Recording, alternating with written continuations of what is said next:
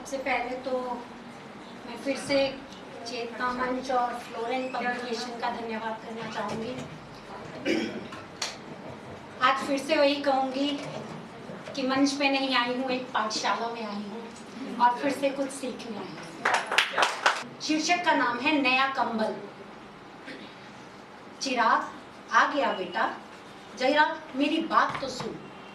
जैसे ही दरवाजे पर खटका हुआ तो अम्मा ने सिर उठाकर दरवाजे की ओर देखते हुए कहा, अभी काम से आए हैं, 5 मिनट सांस तो लेने दो अम्मा, फिर आकर बैठ जाएंगे तुम्हारे पास। बहू गुस्से से बोली। पूरी उम्र रोब से रहने वाली अम्मा बहू की बात सुनकर एकदम चुपचाप आंखें नीचे करके चारपाई पर पड़ी रही। सच, वृद्धावस्था में जब शरीर काम करना छोड़ देता है ना, तो बेटे बहू के डर से रहना ही पड़ता है। चाय पीकर चिराग हर रोज की तरह अम्मा के पास बाहर आंगन में आकर बैठ गया। कैसी हो अम्मा?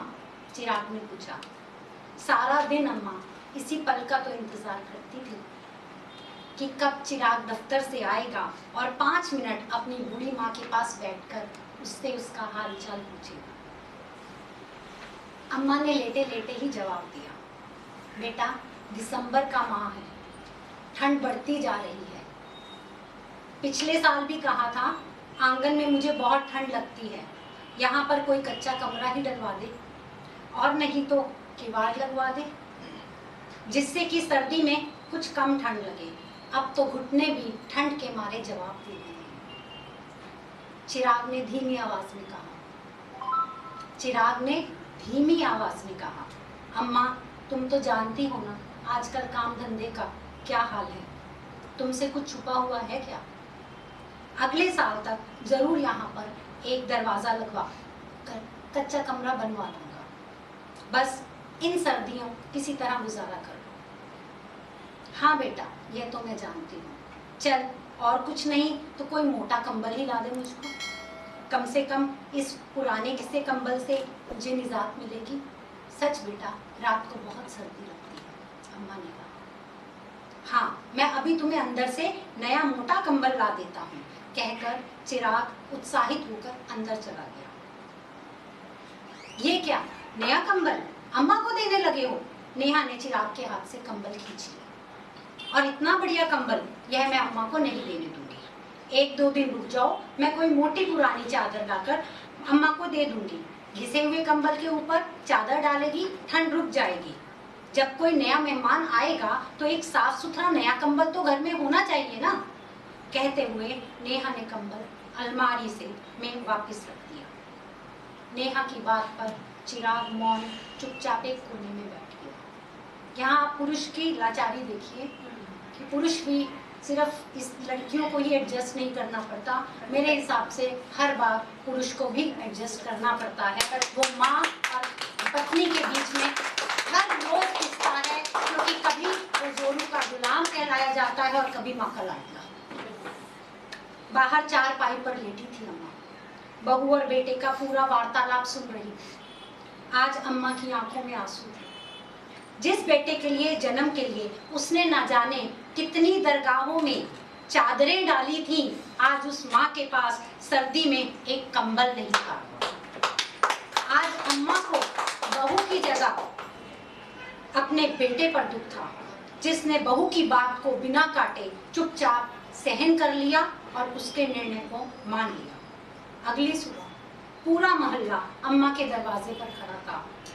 चिराग की आंखों से पश्चाताप के आंसू बह रहे थे और उधर नेहा सभी पड़ोसियों को बताने में लगी थी, अम्मा की तो उम्र हो गई थी, आज नहीं तो कल अम्मा को जाना ही था, 80 पार जो कर गई थी। भरी सर्दी की सुबह अम्मा ने आंखें नहीं खोली। चिराग ही जानता था कि अम्मा की मौत उम्र की वजह से नहीं, चिराग ही जानता था अम्मा की मौत उम्र की वजह से ही नहीं, सर्दियों और रिश्तों की गर्माहट के अभाव के कारण।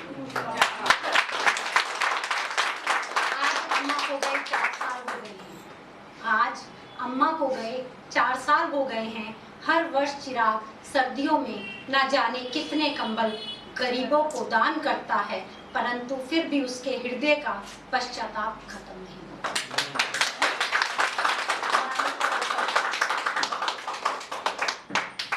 हम सब समाज में रहते हैं, कई बार हमको लगता है कि हम अपने पेरेंट्स, अपने सास ससुर की, अपने माता पिता की बहुत सेवा कर रहे हैं, बट सब कुछ वो चीज़ नहीं होती है। हम लोगों को यह भी समझना चाहिए कि ये चीज़ें भी बहुत मायने रखती हैं कि कुछ पल बिताना, कई बार जो चीज़ें हमारे लिए बड़ी नहीं होती, हमारे बुजुर्गों के लिए वो बहुत बड़ी होती हैं। और अक्सर मेरी कहानियाँ या कविताएं वही होती हैं जो मैंने खुद देखी होती हैं या मैंने खुद अनुभव करी। आज इश्क की बात करते हैं, पर आजकल के ज़माने की इश्क नहीं, सन 1990 की बात,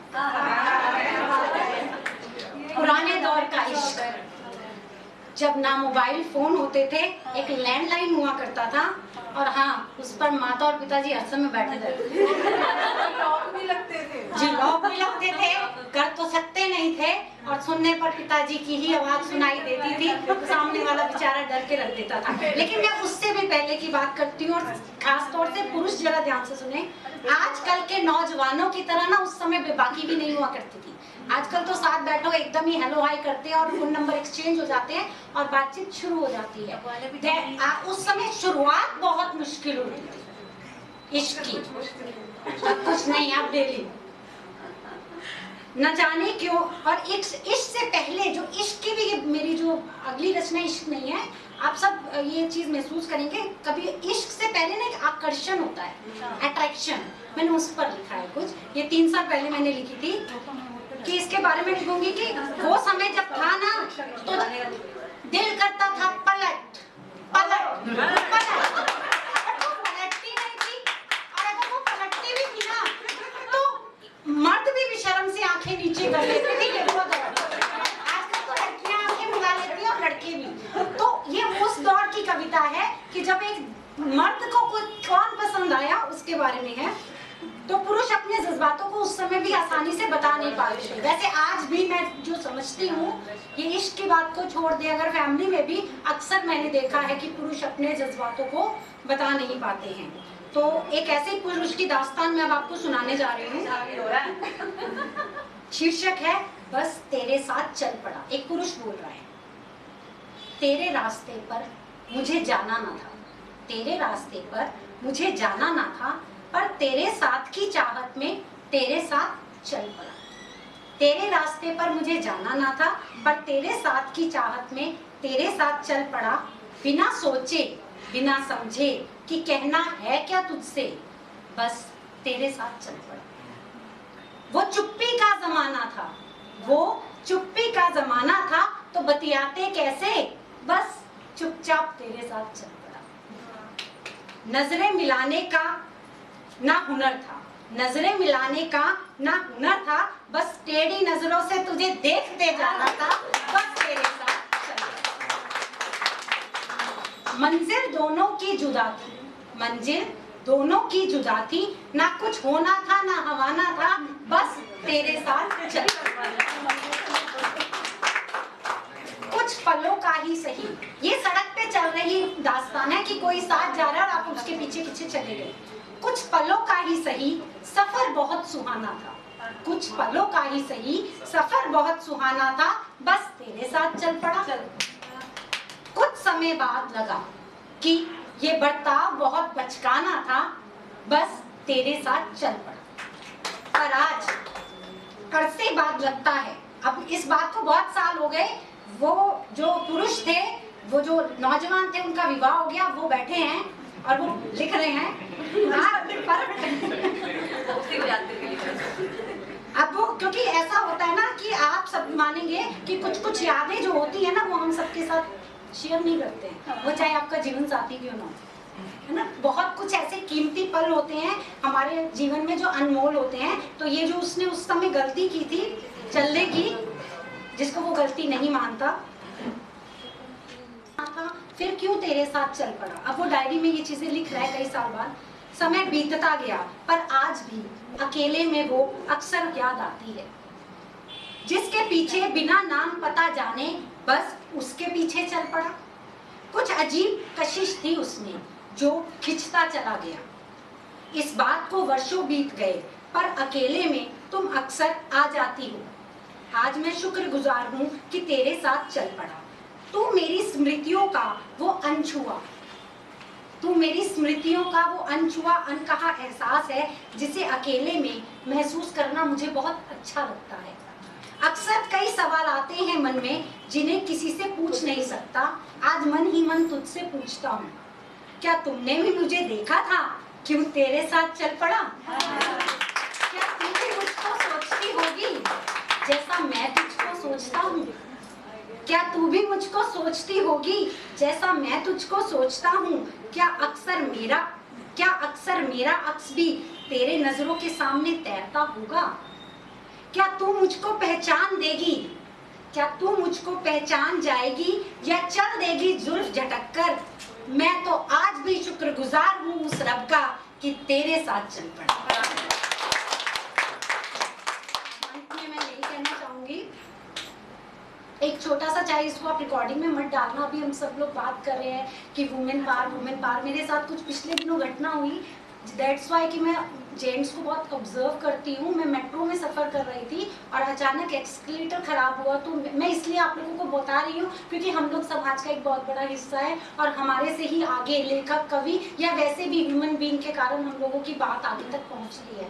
तो अचानक मेरा एक्सकलेटर बंद थे, लेकिन आदत होती है तो एक्सकलेटर से ही उतरना शुरू किया और अचानक से पैर स्लिप हुआ। मैं 3-4 सीढ़ियाँ फिसल गई एंड मैं बहुत सरप्राइज हुई कि जब मैं गिरी तो मेरे पास 2 यंग लड़के और एक 50-60s के पुरुष आए मुझे उठाने, और वहां से मेरे पास से गुजरती हुई 3 महिलाएं, जिसमें 2 यंग लड़कियां थी और एक पुरुष थी, उन्होंने पलट के भी नहीं देखा।